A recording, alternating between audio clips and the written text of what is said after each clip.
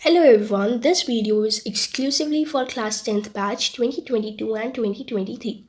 तो मैं इस वीडियो में आज आपकी सिलेबस की डिटेल एनालिसिस करने वाली हूँ कि एक्चुअली में क्या आ रहा है और क्या नहीं आ रहा है। बिकॉज आप में से अभी बहुत सारे बच्चों को कन्फ्यूजन है कि दीदी एक्चुअली में क्या आ रहा है, समझ नहीं आ रहा है। सो इसलिए मैं ये डिटेल एनालिसिस वीडियो लेके आई हूँ।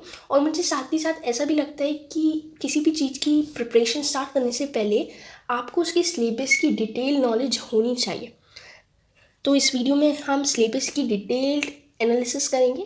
साथ ही साथ में इसमें आपको कुछ टिप्स दूंगी जिससे कि आप क्लास 10th बोर्ड एग्ज़ाम में अच्छा स्कोर कर पाओगे।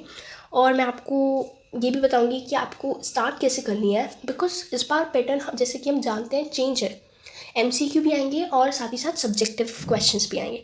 सो इस बार पैटर्न चेंज है, तो उसी की तरह हम अपनी प्रिपरेशन भी स्टार्ट करेंगे। और साथ ही साथ मैं आपको ये भी बताऊंगी कि आपको मैनेज कैसे करना है टाइम।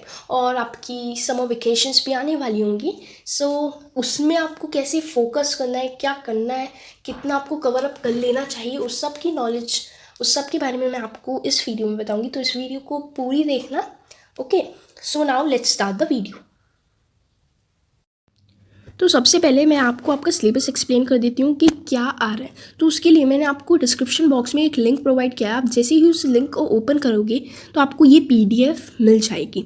तो इस पीडीएफ में मैंने आपको सब्जेक्ट वाइज और टॉपिक वाइज एक्सप्लेन कर दिया है कि क्या आ रहा है और क्या नहीं आ रहा है। इस पीडीएफ को देखने के बाद आई एम श्योर कि आपके माइंड में कोई भी डाउट नहीं रहेगा। फॉर एग्जाम्पल मैं आपको साइंस का सिलेबस एक्सप्लेन कर देती हूँ कि किस तरह से क्या आ रहा है। तो आप साइंस के सिलेबस में देखना, मैंने आपको चैप्टर वाइज बता दिया है कि किस में से क्या डिलीट हुआ है और किस में से क्या डिलीट नहीं हुआ है।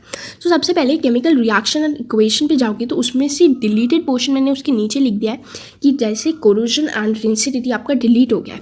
और कोरोजन एंड रेंसिडिटी आपका पेज 13 पे एक छोटा सा टॉपिक है, तो मैंने वो भी मैंशन कर दिया है।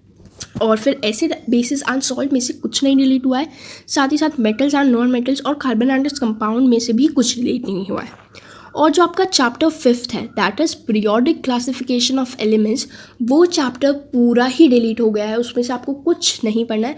और मेरी एडवाइस ये रहेगी कि आपको ये चैप्टर पढ़ लेना चाहिए। बिकॉज जो भी बच्चा 11th क्लास में साइंस स्ट्रीम लेने वाला है तो उसको तो ये चैप्टर आना ही चाहिए। It's the basis of the chemistry. फिर आपके बायोलॉजी के चैप्टर्स है life processes, control and coordination and how to organism reproduce, में से कुछ डिलीट नहीं हुआ है। जो आपका चैप्टर है हेरिडिटी एंड एवोल्यूशन, उसमें से आपका एवोल्यूशन पार्ट डिलीट हो गया है। मतलब कि आपको 147 पेज से आगे कुछ नहीं पढ़ना है। साथ ही साथ मैंने बुक एक्सरसाइज भी मेंशन कर दिया कि कौन सी बुक एक्सरसाइज है जो आपको नहीं करनी है। अब आते हैं हम अपने फिजिक्स के सिलेबस पे। फिजिक्स के सिलेबस में चैप्टर 10 में से कुछ डिलीट नहीं हुआ है। चैप्टर 11 में से आपका डिलीटेड पोर्शन है पेज 196, जिस पे कि आपको ये एक्सप्लेन करा गया है कि सनराइज और सनसेट के टाइम आपका कलर क्यों चेंज होता है सन का। सो ये पोर्शन आपको नहीं करना है। इलेक्ट्रिसिटी में से कुछ रिड्यूस नहीं हुआ है। चैप्टर 13 में से electric motor, EMI, Fleming's right hand rule और इलेक्ट्रिक जनरेटर डिलीट हो गया है। साथ ही साथ मैंने बैक एक्सरसाइज भी मेंशन कर दिया है कि क्या डिलीट हुई है। आपका जो चैप्टर 14 है वो डिलीट हो गया है, पूरा ही चैप्टर। इन्वायरमेंट में से कुछ डिलीट नहीं हुआ है और 16 चैप्टर भी पूरा डिलीट हो गया है। सो इस तरह से मैंने आपको ये पीडीएफ अरेंज करके दी है कि आपको सब समझ आ जाएगा। आप इसके और नीचे स्क्रॉल करोगे तो आपका मैथ्स का भी सिलेबस आपको ऐसे ही मिल जाएगा कि क्या आ रहा है और क्या नहीं आ रहा है। और आपको फिर और नीचे स्क्रॉल करोगे तो सोशल साइंस का भी आपको मिल जाएगा सिलेबस। और फिर इंग्लिश का भी। इंग्लिश में मैंने ग्रामर मेंशन नहीं किया है। और साथ ही साथ हिंदी में भी कोर्स बी के लिए ग्रामर मेंशन नहीं करी है अभी। और अब मुझे पता है कि पदबंध वगैरह आपको पता ही होगा क्या आ रहा है। ये तो सिली से टॉपिक है। और मैंने सिर्फ चैप्टर्स लिए हैं, बुक ली है। ग्रामर में आई डोंट नो आपकी टीचर्स क्या करेंगी, तो उस हिसाब से वैसे मैं सिलेबस ग्रामर का, इंग्लिश और हिंदी का भी आपको प्रोवाइड कर दूंगी। ओके, बट अभी मैंने नहीं किया है। सो आपको आई होप आपका सिलेबस अच्छे से समझ आ गया होगा।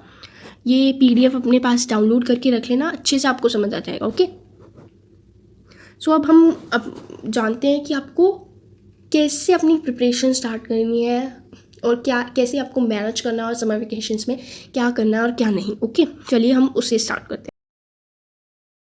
तो प्रिपरेशन स्टार्ट करने से पहले आपको ये पता होना चाहिए कि इस बार का आपका एग्ज़ाम पैटर्न किस टाइप का है, बिकॉज इस बार टर्म 1 टर्म 2 नहीं है, इस बार आपकी फाइनल ईयर एग्ज़ाम ही होंगे जो कि 80 मार्क्स के हुआ करते थे, राइट। और 20 मार्क्स आपको एक्टिविटीज़ वगैरह के लिए मिलेंगे। तो इस बार आपका जो पेपर पैटर्न है वो है MCQ प्लस सब्जेक्टिव।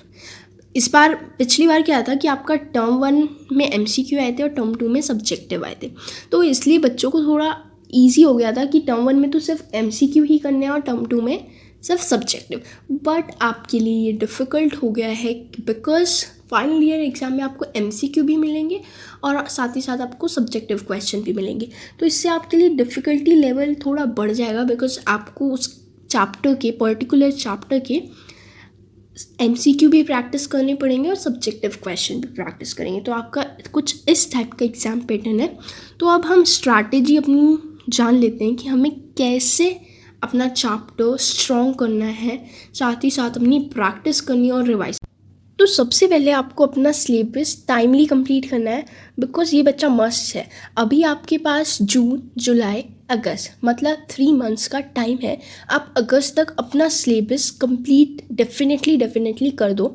फिर अगस्त के बाद सितंबर, अक्टूबर और नवंबर उसका रिवीजन करो, राइट। रिवीजन किस टाइप से करोगे आप? रिवीजन में आप क्वेश्चन प्रैक्टिस करना और जो क्वेश्चन नहीं आएंगे उनको साइड बाय साइड लिखना, एक रजिस्टर बना लेना, उसमें लिखना।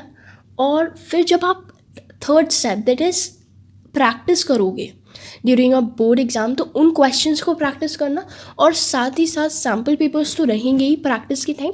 तो इस टाइप से कुछ अपनी स्ट्रैटेजी डेवलप करना। और अब बात आई कि आपको अपना समर वेकेशंस कैसे यूटिलाइज़ करना है। तो बच्चा, आपको पता है हमारे पास 24 आवर्स होते हैं, राइट।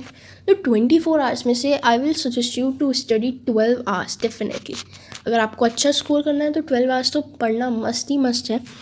आप मॉर्निंग में स्टार्ट करो, देन ब्रेक आप अपना 7 o'clock के टाइम पे लो, मतलब मॉर्निंग मतलब 4 o'clock, राइट।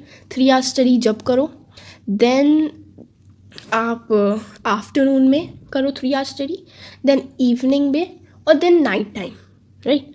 और मैं ये नहीं कह रही कि अपनी समर वेकेशंस को एंजॉय मत करो, साथ ही साथ एंजॉय भी करना, राइट, बिकॉज हो जाएगा, राइट। मैं भी आपको समर वेकेशंस में वीडियो अपलोड करूँगी, राइट। तो आप उन वीडियोस से भी हेल्प ले सकते हैं। मैं आपके सिलेबस वाइज, आपके चैप्टर वाइज वीडियोस अपलोड करना जून से स्टार्ट कर दूँगी, तो आप उनको भी देख के अपना सिलेबस कंप्लीट कर सकते हैं। वो सारी वीडियोस एक एक लाइन आपकी NCERT की कवर करेंगी, फिर उसके बाद आपको NCERT पढ़ने की बिल्कुल ज़रूरत नहीं होगी। सो ये 3 मंथ है, okay, to score good in board exam, right.